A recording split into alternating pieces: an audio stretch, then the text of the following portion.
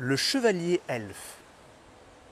Il était une fois deux chevaliers qui étaient partis à la chasse au renard dans la partie la plus dense et sombre de la forêt. La neige qui recouvrait le sol rendait leur chevauchée difficile. Mais c'était le moindre des maux de ce lieu. Celui-ci avait en effet une bien mauvaise réputation, car de nombreuses disparitions y avaient lieu. La légende voulait que les disparus soient emmenés par le chevalier elfe. Alors prisonniers de son royaume fantastique, ils voyaient leur corps et leur esprit déformés pour l'éternité. Hélas, que ce soit par courage ou par ignorance, nos deux chevaliers continuaient leur partie de chasse sans crainte. Du moins, jusqu'à ce que l'un d'eux vit entre les arbres un cavalier vêtu d'une armure verte passer à toute vitesse. Le seigneur Grégory, le plus impétueux du duo, dit « As-tu vu la célérité de ce cheval ? J'ai la plus noble bête de tout le pays, qui est ma fierté, et jamais personne ne m'a battu à la course. Pourtant, j'aurais juré que la monture de cet étranger avançait 7 fois plus vite que la mienne. » Le seigneur Sinclair, le plus sage du duo, lui répondit « Serait-ce ce chevalier elfe dont les anciens parlent à voix basse ? Il est de toute façon déjà tard. Peut-être ferions-nous mieux de faire demi-tour et de nous contenter de notre tableau de chasse actuel. »« Aurais-tu peur, Sinclair ?» dit Grégory en riant. « Je ne crains ni les hommes ni les démons. Ces légendes ne me donnent que plus envie d'en découvrir davantage sur ce chevalier singulier. » N'étant pas du genre à se contenter de paroles en l'air, Grégory lança son cheval à la poursuite de la silhouette verte qui s'éloignait à toute vitesse. Sinclair, au contraire, mit pied à terre et prit un trèfle au milieu de l'herbe. Ce symbole de la Sainte Trinité était en effet reconnu pour pouvoir éloigner les enchantements et les malédictions. Le chevalier plaça le trèfle sur son poignet et le maintint contre sa peau à l'aide d'un foulard de soie. Il remonta alors sur son cheval et partit à la suite de son compagnon. Grégory avait cependant beaucoup d'avance, et il descendit de son cheval en arrivant à l'orée d'une clairière bien étrange. Alors que la nature était terne et morte en cette période de l'année, la clairière formait un cercle parfait rempli d'herbes. En cet endroit, la flore était luxuriante et d'un vert surnaturel. Au centre du cercle se trouvait le chevalier elfe assis à une table de marbre couverte d'alléchants plats de viande. Sur ses épaules, 2 corbeaux aux yeux rouges trônaient, et autour de lui, des gobelins dansaient comme des démons. Ces derniers étaient habillés de haillons bleus et étaient aussi laids que ce que leur maître était beau. Les créatures firent signe à Grégory de venir les rejoindre, et le chevalier elfe lui tendit un calice d'or entouré de rubis. Cependant, à la limite de l'anneau, se trouvait un vieux gobelin avec les vêtements encore plus déchirés que les autres et qui était couvert de coups et de blessures. Il s'adressa au jeune chevalier en ces termes.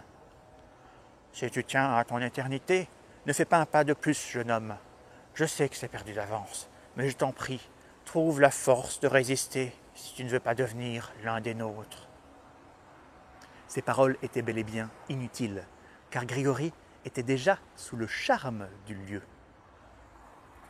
Il s'avança donc et prit sans hésiter le calice d'or dans lequel se trouvait une excellente bière. Quand le chevalier l'eut porté à ses lèvres, il eut la surprise de constater que le liquide ne diminuait jamais, quelle que soit la quantité qu'il en buvait. Mais à peine eut-il déposé le breuvage qu'il s'effondra au pied de la table de marbre. À la lumière du crépuscule, Sinclair arriva alors. Voyant son ami à terre, il voulut s'avancer, mais fut arrêté juste à temps par le vieux gobelin. Celui-ci lui dit « Je sens que tu es protégé de l'enchantement de ce lieu d'une façon ou d'une autre. Ton ami, quant à lui, est condamné à devenir un esclave du chevalier elfe. Profite de ta chance et fais demi-tour pour retrouver ta famille, je t'en supplie. »« Mon honneur me l'interdit, hélas, répondit le jeune noble. Je dois tirer mon compagnon de là. N'existe-t-il aucun moyen pour le sauver ? » Il y en a bien un, mais tu risquerais tout à l'entreprendre, dit le gobelin d'un air désespéré. Tu dois rester juste à l'extérieur de l'anneau toute la nuit et survivre au froid glacial qui te percera les os. Si tu es toujours vivant aux premières lueurs du jour, quand tu entendras les cloches de l'église, tu devras alors faire 9 fois le tour de la clairière. Tu pourras ensuite entrer dans l'anneau et jeter le calice enchanté en dehors de ce lieu magique. Saint-Clair hésita en entendant la tâche à accomplir. Mais le gobelin n'avait pas fini. Ce n'est pas tout. Si tu venais à dire un mot ou lâcher un cri une fois dans l'anneau, le sol se déroberait sous toi et tu tomberais dans la gueule du grand dragon qui vit sous terre.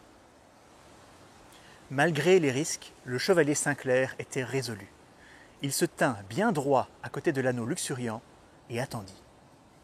Une fois la nuit tombée, le brave fut traversé par un froid qui le fit trembler des pieds à la tête. Il n'avait jamais connu un tel gel de toute sa vie, et pour cause, celui-ci n'était pas d'origine naturelle. Alors qu'il hésitait à abandonner et à remonter sur son cheval, Saint-Clair remarqua que les gobelins et le chevalier elfe semblaient aussi trembler à l'unisson. C'était étonnant, car l'anneau ne connaissait pas la neige ni la glace, et était même baigné d'une lueur chaleureuse. Mais le jeune chevalier comprit vite que c'était son propre courage qui faisait trembler ses ennemis et leur gelait les os. C'est à proprement parler ce qui arriva, car le corps des créatures devinrent bleus et se couvrirent de givre. Alors que le soleil du matin pointait, Saint-Clair tenait toujours debout, affaibli, mais plus résolu que jamais.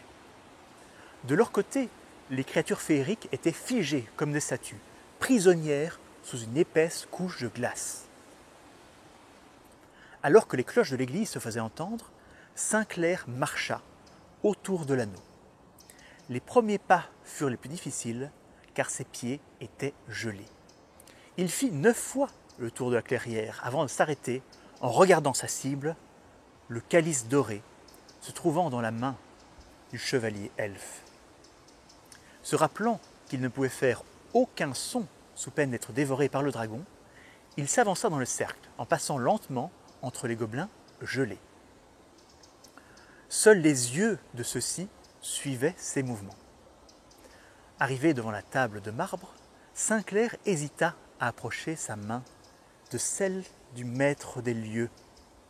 Il finit par se décider et empoigna le calice, mais celui-ci était coincé dans la main figée du chevalier en verre.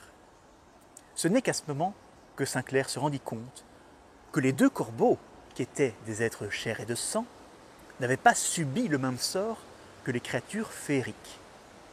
Ces oiseaux noirs étaient en pleine possession de leurs moyens, et d'un mouvement vif, ils sautèrent sur la main du jeune noble pour la piquerer.